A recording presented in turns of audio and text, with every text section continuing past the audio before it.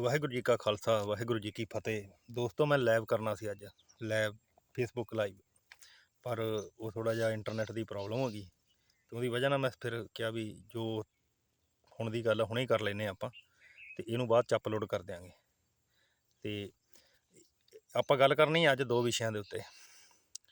ਪਹਿਲਾ ਵਿਸ਼ਾ, what is the importance of religion in the politics, ਕਿ ਧਰਮ ਦਾ ਰਾਜਨੀਤੀ ਦੇ ਵਿੱਚ ਕੀ ਮਹੱਤਤਾ। ਮੈਂ ਮੌਜੂਦਾ ਜੋ ਕਰੰਟ ਅਫੇਅਰ ਉਹਨਾਂ ਨੂੰ ਦੇਖ ਰਹੇ ਹਾਂ, ਦੇਖਦੇ ਹੋਏ ਜਿੱਦਾਂ ਕਿ ਯੂਕਰੇਨ, ਇਜ਼ਰਾਈਲ, ਇਹਨਾਂ ਦਾ ਕਨਫਲਿਕਟ ਜਿਹੜਾ ਚੱਲ ਰਿਹਾ, ਬਲਕਿ ਹੈ ਤਾਂ ਫੁੱਲ ਫਲੈਜਡ ਵਾਰ ਆ, ਉਹ ਫੁੱਲ ਫਲੈਜਡ ਅਟੈਕ ਆ ਔਨ ਯੂਕਰੇਨ।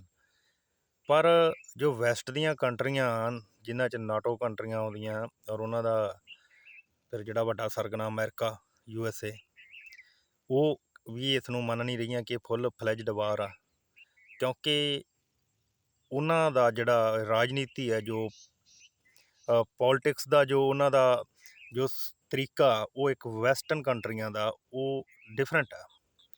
ਉਹ ਰਿਲੀਜਨ ਤੋਂ ਬਿਲਕੁਲ, ਧਰਮ ਤੋਂ ਵੱਖ ਹੋ ਕੇ ਆ। ਅਤੇ ਉਦੋਂ ਅਗਰ ਦੂਜੇ ਬੰਨੇ ਚੱਲ ਜਾਈਏ ਅਸੀਂ ਰਸ਼ੀਆ, ਅਤੇ ਰਸ਼ੀਆ ਕੀ ਕਰਦਾ ਵੀ ਉਹ ਤਾਂ ਕਾਮਰੇਡ, ਉੱਥੇ ਤਾਂ ਰੱਬ ਨੂੰ ਮੰਨਦੇ ਹੀ ਨਹੀਂ ਆ, ਉਹਦਾ ਨਾਸਤਿਕ ਆ। ਇਸੇ ਕਰਕੇ ਜੇ ਉਹ ਨਾਸਤਿਕ ਆ ਤਾਂ ਉਸ ਨਾਸਤਿਕਤਾ ਦੀ ਵਜ੍ਹਾ ਨਾਲ ਉਹਨਾਂ ਨੂੰ ਇੱਕ ਫੀਅਰ ਆ, ਔਰ ਉਸ ਫੀਅਰ ਦੇ ਨਾਲ ਉਹ ਇਨਸਾਨ ਨਹੀਂ ਰਹੇ। ਉਹ ਜਿਹਨੂੰ ਕਹਿੰਦੇ ਨਾ ਜ਼ਿਆਦਾਤਰ ਕਾਮਰੇਡ ਲੋਕ ਹੀ ਕਹਿੰਦੇ ਹੁੰਦੇ ਆ ਜੀ, ਇਨਸਾਨੀਅਤ ਦੀ ਗੱਲ ਕਰੋ। ਇਨਸਾਨੀਅਤ ਫਿਰ ਉਹ ਹੈ ਨਾ ਵੀ ਕਿੱਥੋਂ ਨਿਕਲਣੀ ਆ? ਇਨਸਾਨੀਅਤ ਕੀ ਹੈ ਯਾਰ? ਇਨਸਾਨੀਅਤ ਤਾਂ ਬੰਦੇ ਨੂੰ ਧਰਮ ਸਿਖਾਉਂਦਾ। ਠੀਕ ਹੈ, ਇਨਸਾਨੀਅਤ ਕੀ ਚੀਜ਼ ਆ? ਕੀ ਆ? ਕੋਈ ਫੋਟੋ ਆ? ਕੋਈ ਬੁੱਤ ਆ? ਕੋਈ ਇੰਸਟਰੂਮੈਂਟ ਹੈ ਇਨਸਾਨੀਅਤ?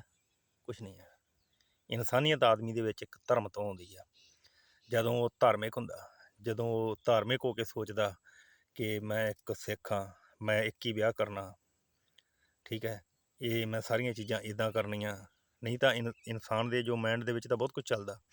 ਤਾਂ ਇਹ ਜਿਹੜੀਆਂ ਚੀਜ਼ਾਂ ਆਦਮੀ ਦੇ ਵਿੱਚ ਧਰਮ ਲੈ ਕੇ ਆਉਂਦਾ, ਇਹਨੂੰ ਹਿਊਮੈਨਿਟੀ ਕਹਿੰਦੇ ਆਪਾਂ, ਇਨਸਾਨੀਅਤ ਕਹਿੰਦੇ ਹਾਂ। ਇਹ ਚੀਜ਼ ਉਹਨਾਂ 'ਚ ਤਾਂ ਹੈ ਨਹੀਂ ਆ। ਉਹ ਆਂਦੇ ਵੀ ਸਾਡੇ 'ਤੇ ਜੇ ਯੂਕਰੇਨ ਨਾਟੋ ਦੇ ਵਿੱਚ ਲੱਗਦਾ ਤਾਂ ਉਹ ਸਾਡੇ ਸਿਰ ਦੇ ਉੱਤੇ ਆ ਕੇ ਅਮਰੀਕਾ ਅਤੇ ਉਹਦੀਆਂ ਨਾਟੋ ਕੰਟਰੀਆਂ ਬੈਠ ਜਾਣਗੀਆਂ। ਇਸ ਲਈ ਅਸੀਂ ਇਹਦੀ ਪ੍ਰਭੂ ਸੱਤਾ ਨੂੰ ਤੋੜਦੇ ਹੋਏ ਉਹਨਾਂ 'ਤੇ ਅਟੈਕ ਕਰ ਰਹੇ ਆ, ਵੱਡੇ ਵੱਡੇ ਬੰਬ ਸਿੱਟੀ ਜਾ ਰਹੇ ਆ, ਲੋਕਾਂ ਦਾ ਕਤਲਾਮ ਹੋ ਰਿਹਾ। ਅਤੇ ਜੇ ਉਹਦੇ ਵਿੱਚ ਧਰਮ ਹੁੰਦਾ ਤਾਂ ਫਿਰ ਇੱਦਾਂ ਨਹੀਂ ਹੋਣਾ ਸੀਗਾ। ਦੂਜੇ ਬੰਨੇ ਅਮਰੀਕਨ ਗੁੱਟ ਦੀ ਗੱਲ ਕਰੀਏ, ਅਮਰੀਕਨ ਗੁੱਟ ਲੈ ਲਓ, ਉਹ ਕੀ ਕਹਿ ਰਿਹਾ? ਉਹ ਉਹਨਾਂ ਨੇ ਉਂਗਲ ਤਾਂ ਉਹਨਾਂ ਨੂੰ ਲਾਈ, ਲੇਕਿਨ ਉਹਨਾਂ ਦਾ ਸਾਥ ਨਹੀਂ ਦੇ ਰਹੇ ਉਸ ਹਿਸਾਬ ਨਾਲ, ਜਿਸ ਹਿਸਾਬ ਨਾਲ ਦੇਣਾ ਚਾਹੀਦਾ ਸੀਗਾ। ਉਹ ਜੋ ਜ਼ੈਲੈਂਸਕੀ ਆ, ਉਹਨਾਂ ਦਾ ਵਲਾਦੀਮੀਰ ਜ਼ੈਲੈਂਸਕੀ, ਉਹਨਾਂ ਦਾ ਰਾਸ਼ਟਰਪਤੀ ਯੂਕਰੇਨ ਦਾ, ਉਹ ਡਟਿਆ ਬੰਦਾ, ਡਟਿਆ ਖੜਾ, ਹੁਣ ਤੱਕ ਵੀ ਡਟਿਆ ਖੜਾ। ਜਦੋਂ ਮੈਂ ਆਹ ਵੀਡੀਓ ਬਣਾ ਰਿਹਾ ਤਾਂ ਉਸ ਵੇਲੇ ਵੀ ਜੋ ਮੇਰੇ ਕੋਲ ਜੋ ਖਬਰ ਆ, ਲੇਕਿਨ ਉਹਨਾਂ ਦੇ ਜਿਹੜੇ ਜਿਨ੍ਹਾਂ ਨੇ ਉਂਗਲ ਲਾਈ ਉਹਨਾਂ ਨੂੰ, ਉਹਦਾ ਸਾਥ ਨਹੀਂ ਦੇ ਰਹੇ। ਕਿਉਂ ਨਹੀਂ ਸਾਥ ਦੇ ਰਹੇ? ਕਿਉਂਕਿ ਉਹਨਾਂ ਦੀ ਜੋ ਪੋਲੀਟਿਕਸ ਆ, ਵੈਸਟ ਦੀ ਜੋ ਪੋਲੀਟਿਕਸ ਆ, ਉਹ ਇੱਕ ਡਿਫਰੈਂਟ ਤਰੀਕੇ ਦੀ ਆ। ਉਹ ਕਹਿੰਦੇ ਵੀ ਆਲ ਰਿਲੀਜਨ, ਸਾਰੇ ਧਰਮ ਆਜ਼ਾਦ ਆ, ਔਰ ਅਸੀਂ ਸਾਰਿਆਂ ਦਾ ਸਮਰਥਨ ਕਰਦੇ ਹਾਂ, ਅਤੇ ਅਸੀਂ ਖੁਦ ਵੀ ਧਰਮੀ ਹਾਂ। ਜੇ ਮੈਂ ਕ੍ਰਿਸਚਨ ਹਾਂ ਤਾਂ ਮੇਰਾ ਕ੍ਰਿਸਚੈਨਿਟੀ 'ਚ ਵਿਸ਼ਵਾਸ ਆ, ਜੇ ਮੈਂ ਮੁਸਲਿਮ ਹਾਂ ਤਾਂ ਮੇਰਾ ਮੁਸਲਿਮ ਧਰਮ 'ਚ ਵਿਸ਼ਵਾਸ ਆ, ਜੇ ਮੈਂ ਸਿੱਖ ਹਿੰਦੂ ਹਾਂ ਤਾਂ ਮੇਰਾ ਉਹਦੇ 'ਚ ਵਿਸ਼ਵਾਸ ਆ। ਬਟ ਗੌਰਮੈਂਟ ਕਿਸੇ ਨੂੰ ਪ੍ਰੋਟੈਕਟ ਨਹੀਂ ਕਰਦੀ। ਸਾਡੇ ਵੱਲੋਂ ਆਜ਼ਾਦ ਆ ਤੁਸੀਂ। ਜੋ ਇੰਡੀਆ ਦਾ ਦੇਖਿਆ ਜਾਵੇ ਵੀ ਰਿਲੀਜਨ ਦੀ ਰਿਲੀਜੀਅਸ ਫਰੀਡਮ ਜੋ ਇੰਡੀਆ ਦੀ ਹੈ ਕੌਂਸਟੀਟਿਊਸ਼ਨਲੀ, ਉਹ ਕੁਝ ਹੋਰ ਆ। ਇਹਦੇ ਵਿੱਚ ਕਲੀਅਰ ਕੱਟ ਠੋਕ ਕੇ ਕਿਹਾ ਗਿਆ ਕਿ ਹਾਂ, ਹਰ ਬੰਦਾ ਆਪਣੇ ਧਰਮ ਦਾ ਪ੍ਰਚਾਰ ਕਰ ਸਕਦਾ, ਪ੍ਰਸਾਰ ਕਰ ਸਕਦਾ। ਪਰ ਉਹ ਵੱਖਰੀ ਗੱਲ ਆ ਕਿ ਜੋ ਮੈਜੋਰਟੀ ਆ ਇਸ ਵੇਲੇ ਉਹ ਡੋਮੀਨੈਂਸ ਕਰ ਰਹੀ ਆ, ਉਹ ਦੂਜਿਆਂ ਦੇ ਉੱਤੇ ਹੈਵੀ ਹੋ ਰਹੀ ਆ। ਉਹ ਇੱਕ ਅਲੱਗ ਚੀਜ਼ ਆ, ਇੱਕ ਅਲੱਗ ਮੈਟਰ ਆ। ਹੁਣ ਆਪਾਂ ਇਹਦੇ 'ਤੇ ਗੱਲ ਕਰੀਏ ਅਤੇ ਉਦੋਂ ਬਾਅਦ ਆ ਜਾਓ ਇੰਡੀਆ 'ਤੇ। ਇੰਡੀਆ ਵੈਸਟਰਨ ਕੰਟਰੀਆਂ 'ਚ ਨਹੀਂ ਆ, ਇੰਡੀਆ ਉਹ ਕਾਮਰੇਡੀ ਕੰਟਰੀਆਂ 'ਚ ਵੀ ਨਹੀਂ ਆ, ਯਾਨੀ ਕਿ ਇਹ ਵੀ ਇਹ ਧਰਮ ਨੂੰ ਮੰਨਦਾ। ਬਟ ਇੰਡੀਆ ਦਾ ਧਰਮ ਫਿਰ ਕੀ ਹੋ ਗਿਆ? ਰਾਜ ਧਰਮ ਤਾਂ ਉਹੀ ਹੁੰਦਾ ਨਾ ਜਿਹੜਾ ਜ਼ਿਆਦਾ ਹੋਵੇ। ਔਰ ਸਾਨੂੰ ਇਹਦੇ ਵਿੱਚ ਕੋਈ ਸ਼ੱਕ ਨਹੀਂ ਹੋਣਾ ਚਾਹੀਦਾ ਕਿ ਇੰਡੀਆ ਦੀਆਂ ਜਿੰਨੀਆਂ ਵੀ ਪਾਲਿਸੀਆਂ ਉਹ ਮੈਜੋਰਟੀ ਦੇ ਧਰਮ ਦੀਆਂ। ਮੈਜੋਰਟੀ ਦਾ ਧਰਮ ਆ ਹਿੰਦੂ, ਠੀਕ ਹੈ। ਹਿੰਦੂ ਧਰਮ ਦੀ ਪੋਲੀਟਿਕਸ ਕੀ ਕਹਿੰਦੀ ਹੈ? ਤੁਸੀਂ ਦੇਖਿਆ ਹੋਣਾ ਕਿ ਮਹਾਭਾਰਤ ਨੂੰ ਲੈ ਲਓ, ਕਿ ਇੱਕ ਬੰਦੇ ਨੂੰ ਸਾਈਡ ਦੇ ਉੱਤੇ ਉਲਝਾਇਆ ਜਾ ਰਿਹਾ, ਠੀਕ ਹੈ, ਅਤੇ ਦੂਜੇ ਬੰਨੇ ਰਾਮ ਉਹਨੂੰ ਮਾਰ ਰਿਹਾ, ਛੁਪ ਕੇ ਮਾਰ ਰਿਹਾ, ਠੀਕ ਹੈ। ਉਸ ਤੋਂ ਬਾਅਦ ਜਦੋਂ ਆਪਾਂ ਗੱਲ ਕਰੀਏ ਮਹਾਭਾਰਤ ਦੀ ਲੈ ਲਓ, ਉਹ ਹੁਣ ਮੈਂ ਵਾਰ-ਵਾਰ ਦੱਸੂਗਾ ਤਾਂ ਆਪਣਾ ਟਾਈਮ ਹੀ ਵੇਸਟ ਹੋਊ। ਤੁਸੀਂ ਵੈਸੇ ਵੀ ਤਾਂ ਸਾਰੇ ਹਿੰਦੁਸਤਾਨੀਆਂ ਨੇ, ਕਿਉਂਕਿ ਹਿੰਦੂਆਂ ਦਾ ਰਾਜ ਆ। ਅਗਲਿਆਂ ਨੇ ਮਹਾਂਭਾਰਤ ਦਿਖਾਤੀ ਆ ਅਤੇ ਰਮਾਇਣ ਸਾਰਿਆਂ ਨੂੰ। ਇਸ ਤੋਂ ਵੀ ਗਾਂਹ ਦੀਆਂ ਗੱਲਾਂ ਦਿਖਾਤੀਆਂ ਉਹਨਾਂ ਨੇ, ਠੀਕ ਹੈ। ਜਦੋਂ ਰਾਜ ਹੁੰਦੇ ਆ ਤਾਂ ਉਦੋਂ ਇੱਦਾਂ ਦੇ ਕੰਮ ਚੱਲਦੇ ਆ। ਜਿਨ੍ਹਾਂ ਕੌਮਾਂ ਦੇ ਰਾਜ ਹੁੰਦੇ ਆ ਉਹ ਇੱਦਾਂ ਕਰਦੀਆਂ, ਠੀਕ ਹੈ। ਪਰਸ਼ੀਆ, ਠੀਕ ਹੈ। ਇੱਕ ਗੇਮ ਆ ਪ੍ਰਿੰਸ ਆਫ ਪਰਸੀਆ, ਤਾਂ ਉਹ ਈਰਾਨ ਵਾਲਿਆਂ ਨੇ ਲਾਂਚ ਕੀਤੀ ਆ। ਉਹਨਾਂ ਦਾ ਰਾਜ ਆ, ਉਹਨਾਂ ਨੇ ਉਹ ਗੇਮ ਲਾਂਚ ਕੀਤੀ ਆ ਵੀ ਸਾਡਾ ਪ੍ਰਿੰਸ ਇੱਦਾਂ ਦਾ ਇੱਦਾਂ ਸੀ, ਹੈ ਨਾ। ਇਹ ਸਾਰੀਆਂ ਚੀਜ਼ਾਂ ਹੁੰਦੀਆਂ, ਇਹ ਸਾਰੀਆਂ ਗੱਲਾਂ ਰਾਜ ਨਾਲ ਆਉਂਦੀਆਂ। ਸਾਡੀ ਕੌਮ ਉਹ ਆ ਵੀ ਜਿਹਦੇ ਕੋਲ ਆਪਣਾ ਰਾਜ ਨਹੀਂ ਆ, ਪ੍ਰਭੂ ਸਤੀ ਨਹੀਂ, ਸੱਤਾ ਨਹੀਂ ਹੈ। ਅਸੀਂ ਆਪਣੀ ਸਵਰਨਟੀ 1849 ਦੇ ਵਿੱਚ ਅਸੀਂ ਗਵਾਈ ਆ, ਔਰ ਉਸ ਤੋਂ ਬਾਅਦ ਅਸੀਂ ਉਹਦੇ ਲਈ ਜੂਝ ਰਹੇ ਹਾਂ ਆਪਣੇ ਆਪਣੇ ਤਰੀਕਿਆਂ ਦੇ ਨਾਲ, ਸਮੇਂ ਦੇ ਮੁਤਾਬਕ ਆਪਣੇ ਆਪਣੇ ਤਰੀਕੇ ਵਰਤਦੇ ਹੋਏ। ਅਸੀਂ ਸਾਰੇ ਤਰੀਕੇ ਸਮੇਂ ਦੇ ਹਾਲਾਤ ਨਾਲ ਵਰਤੇ ਆ। ਇਸ ਵੇਲੇ ਦਾ ਜੋ ਸਮਾਂ ਉਹ ਕੁਛ ਹੋਰ ਆ। ਤਾਂ ਉਹਦੇ ਮੁਤਾਬਕ ਜੋ ਜਿਹੜੀ ਹੁਣ ਗੱਲ ਕਰੀਏ, ਪਹਿਲੀ ਮੈਂ ਗੱਲ ਕੀਤੀ ਕਾਮਰੇਡਾਂ ਦੀ, ਹੈ ਨਾ, ਜੋ ਕਿ ਰਸ਼ੀਆ ਚਾਈਨਾ ਹੋ ਗਿਆ। ਉਹਨਾਂ ਦਾ ਧਰਮ ਹੀ ਕੋਈ ਨਹੀਂ। ਹਾਂ, ਉਹਨਾਂ ਦਾ ਤਾਂ ਬਿਲੀਵ ਹੀ ਨਹੀਂ ਹੈ ਧਰਮ ਦੇ ਵਿੱਚ। ਇੱਕ ਮੈਂ ਉਹਦਾ ਨਾਂ ਭੁੱਲ ਗਿਆ, ਪ੍ਰੋਫੈਸਰ ਕੀ ਨਾਂ ਉਹਨਾਂ ਦਾ, ਸਾਹਿਬ ਸਿੰਘ ਆ ਕਿ ਕੀ ਸੀ, ਜੋ ਜਿਹਨਾਂ ਦੀ ਇੱਕ ਕਵਿਤਾ ਸੀਗੀ। ਉਹ ਕਵਿਤਾ ਸੀ ਖਾਨਗਾਹੀ ਦੀਵਾ ਬਾਲ ਦੀਏ, ਇੱਕ ਕੁੜੀ ਦੀ ਆ। ਉਹ ਕਹਿੰਦਾ ਵੀ ਉਹ ਖਾਨਗਾਹ ਯਾਨੀ ਕਿ ਕੋਈ ਪੀਰ ਦੀ ਦਰਗਾਹ ਵੀ, ਜਿੱਥੇ ਇੱਕ ਕੁੜੀ ਆਈ ਅਤੇ ਉਹਨੇ ਦੀਵਾ ਬਾਲਿਆ। ਦੀਵਾ ਬਾਲਣ ਤੋਂ ਬਾਅਦ ਉਹਨੇ ਆਪਣੀ ਮੰਨਤ ਮੰਨੀ ਔਰ ਉਹ ਚਲੀ ਗਈ, ਠੀਕ ਹੈ। ਉਹ ਚਲੀ ਗਈ, ਪਰ ਉਹਦੇ ਦਿਲ ਨੂੰ ਇੱਕ ਤਸੱਲੀ ਆ, ਉਹਦੇ ਦਿਲ ਨੂੰ ਇੱਕ ਤਸੱਲੀ ਆ ਕਿ ਮੈਂ ਆਪਣਾ ਜਿਹੜਾ ਦੁੱਖ ਦਰਦ ਹੈ ਇਸ ਪੀਰ ਨੂੰ ਦੱਸਤਾ, ਇਹ ਪੀਰ ਮੇਰਾ ਨਿਬੇੜਾ ਕਰ ਦਊਗਾ। ਉਹਨੂੰ ਸ਼ਾਂਤੀ ਮਿਲ ਗਈ। ਉਹ ਆਂਦਾ ਵੀ ਪੜ੍ਹ ਲਿਖ ਕੇ ਇੰਟੈਲੈਕਚੁਅਲ ਹੋ ਕੇ ਗਿਆਨ ਲੈਣ ਤੋਂ ਬਾਅਦ ਮੈਂ ਧਰਮੀ ਨਹੀਂ ਰਿਹਾ, ਮੈਂ ਇਸ ਕੁੜੀ ਵਾਂਗੂ ਆਸਥਾਵਾਦੀ ਨਹੀਂ ਰਿਹਾ, ਆਸ਼ਾਵਾਦੀ, ਉਮੀਦ, ਆਸਥਾ ਨਹੀਂ ਹੈ ਮੇਰੀ ਧਰਮ 'ਚ।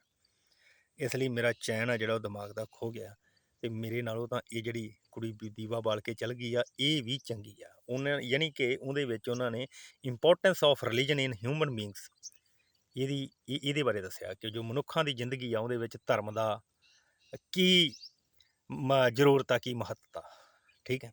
ਤਾਂ ਹੁਣ ਉਹਨਾਂ ਨੂੰ ਤਾਂ ਹੈ ਨਹੀਂ ਕਾਮਰੇਡ ਵਾਲਿਆਂ ਨੂੰ, ਅਤੇ ਇਸੇ ਕਰਕੇ ਉਹ ਆਉਂਦੇ ਵੀ ਜਿੱਥੋਂ ਵੀ ਡਰ ਲੱਗਦਾ ਉਹਨੂੰ ਠੋਕ ਦਿਓ, ਜਿਨ ਤੋਂ ਡਰ ਲੱਗਦਾ ਉਹਨੂੰ ਠੋਕ ਦਿਓ। ਅਤੇ ਇਹ ਡਰ ਦੀ ਗੇਮ ਕਦੋਂ ਦੀ ਚੱਲੀ ਹੈ ਯਾਰ? ਇਹ ਡਰ ਦੀ ਗੇਮ ਉਦੋਂ ਤੋਂ ਚੱਲੀ ਆ ਜਦੋਂ ਅਸੀਂ ਨੰਗੇ ਹੁੰਦੇ ਸੀ। ਸਾਡੇ ਬਜ਼ੁਰਗ ਪੱਥਰ ਯੁੱਗ ਤੋਂ ਲੈ ਕੇ ਕਬੀਲੇ ਇੱਕ ਦੂਜੇ ਨੂੰ ਮਾਰਦੇ ਆਏ, ਲੇਕਿਨ ਅਸੀਂ ਇੱਥੋਂ ਤੱਕ ਹੁਣ ਪਹੁੰਚ ਗਏ ਹਾਂ। ਇੰਨੀ ਤਰੱਕੀ ਹੋਣ ਤੋਂ ਬਾਅਦ ਵੀ ਮਨੁੱਖ ਅੱਜ ਜੰਗਲੀ ਘੁੰਮ ਰਿਹਾ, ਅਤੇ ਦੂਜੇ ਬੰਨੇ ਜਿਹੜੀ ਵੈਸਟਰਨ ਕੰਟਰੀਆਂ ਉਹ ਵੀ ਜੰਗਲੀ ਆ।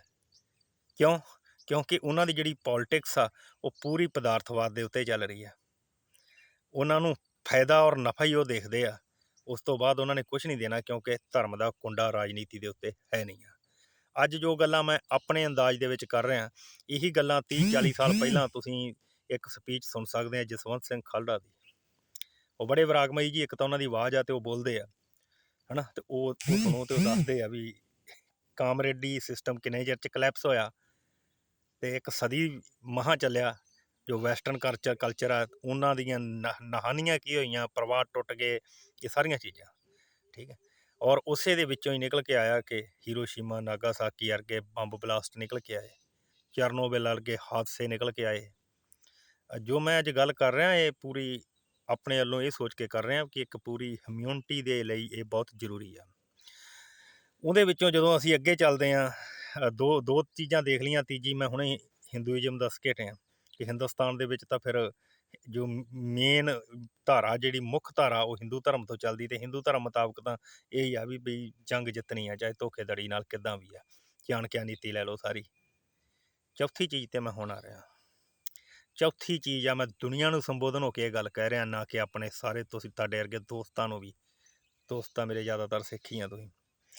ਸਾਰੀ ਦੁਨੀਆ ਨੂੰ ਮੈਂ ਇਹ ਸੰਬੋਧਨ ਹੋ ਕੇ ਇਹ ਗੱਲ ਕਰਨੀ ਚਾਹੁੰਦਾ ਕਿ ਸਾਡੇ ਮਾਡਲ ਵੱਲ ਦੇਖੋ, ਸਾਡੇ ਗੁਰੂ ਦੇ ਮਾਡਲ ਵੱਲ ਦੇਖੋ। ਸਾਡੇ ਗੁਰੂ ਦਾ ਮਾਡਲ ਕੀ ਆ? ਮੀਰੀ ਔਰ ਪੀਰੀ, ਯਾਨੀ ਕਿ ਧਰਮ ਦੇ ਉੱਤੇ, ਰਾਜਨੀਤੀ ਦੇ ਉੱਤੇ ਧਰਮ ਦਾ ਕੁੰਡਾ। ਇਹਦੀਆਂ ਮੈਂ ਐਗਜਾਂਪਲਾਂ ਵੀ ਅੱਗੇ ਜਾ ਕੇ ਦੇਊਂਗਾ। ਉਹ ਕਹਿੰਦੇ ਆ, ਅਮਰੀਕਾ ਦੇ ਵਿੱਚ ਇੱਕ ਸਿੱਖ ਸਕਾਲਰ ਆ ਡਾਕਟਰ ਅਮਰਜੀਤ ਸਿੰਘ, ਮੈਂ ਉਹਨਾਂ ਦੀਆਂ ਲਾਈਵ ਸ਼ੋਅ ਸੁਣਦਾ ਰਹਿਣਾ। ਉਹ ਕਹਿੰਦੇ ਹੁੰਦੇ ਆ ਵੀ ਜਦੋਂ ਛੇਵੇਂ ਪਾਤਸ਼ਾਹ ਜੀ ਨੇ ਅਕਾਲ ਤਖ਼ਤ ਸਾਹਿਬ ਦੀ ਸਿਰਜਣਾ ਕੀਤੀ, ਤਾਂ ਉਹਦੇ ਉੱਥੇ ਉਹ ਪਹਿਲੀ ਵਾਰੀ ਬੈਠੇ, ਸੱਤੇ ਅਤੇ ਬਲਵੰਡ ਨੇ ਵਾਰ ਗਾਈ, ਠੀਕ ਹੈ। ਤਾਂ ਉਹ ਵਾਰ ਨੂੰ ਵੀ ਕੋਟ ਕਰਦੇ ਹੁੰਦੇ ਆ। ਇੱਕ ਉਸ ਦੋ ਤਲਵਾਰਾਂ ਬੰਨੀਆਂ, ਇੱਕ ਮੀਰੀ ਦੀ, ਇੱਕ ਪੀਰੀ ਦੀ, ਇੱਕ ਰਾਜ ਦੀ, ਇੱਕ ਅਜਮਤ ਦੀ, ਇੱਕ ਰਾਖੀ ਕਰੇ ਫਕੀਰ ਦੀ, ਪੱਗ ਤੇਰੀ ਕੀ ਜਹਾਂਗੀਰ ਦੀ। ਇਹ ਬਹੁਤ ਇੰਪੋਰਟੈਂਸ ਰੱਖਣ ਵਾਲੀ ਗੱਲ ਆ। ਉਸ ਵੇਲੇ ਜਹਾਂਗੀਰ ਵੇਲੇ ਦੁਨੀਆ ਦੀ ਇੱਕ ਵੱਡੀ ਸਲਤਨਤ ਸੀ ਤਾਂ ਉਹ ਮੁਗਲੀਆ ਸਲਤਨਤ ਸੀ।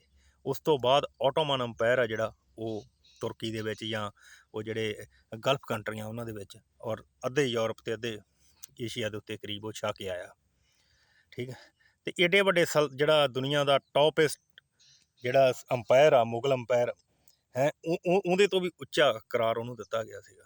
ਠੀਕ ਹੈ, ਤਾਂ ਉਹਦੇ ਮੁਤਾਬਕ ਜਦੋਂ ਉਹਨਾਂ ਨੂੰ ਪੁੱਛਿਆ ਗੁਰੂ ਸਾਹਿਬ ਨੂੰ, ਠੀਕ ਹੈ, ਉਹ ਇੱਕ ਹਿੰਦੂ ਹੀ ਸੀਗਾ ਫਿਲੋਸਫਰ, ਉਹਨੇ ਪੁੱਛਿਆ ਕਿ ਇਹ ਕੀ ਚੀਜ਼ ਹੈ, ਦੋ ਤਲਵਾਰਾਂ, ਤੁਸੀਂ ਯੋਧੇ ਵੀ ਬਣੇ ਫਿਰਦੇ ਆ, ਇਹ ਕਾਹਤੋਂ ਆ? ਉਹਨਾਂ ਨੇ ਕਿਹਾ ਸੀ ਵੀ ਗਰੀਬ ਦੀ ਰੱਖਿਆ ਅਤੇ ਜਰਵਾਣੇ ਦੀ ਭਖਿਆ।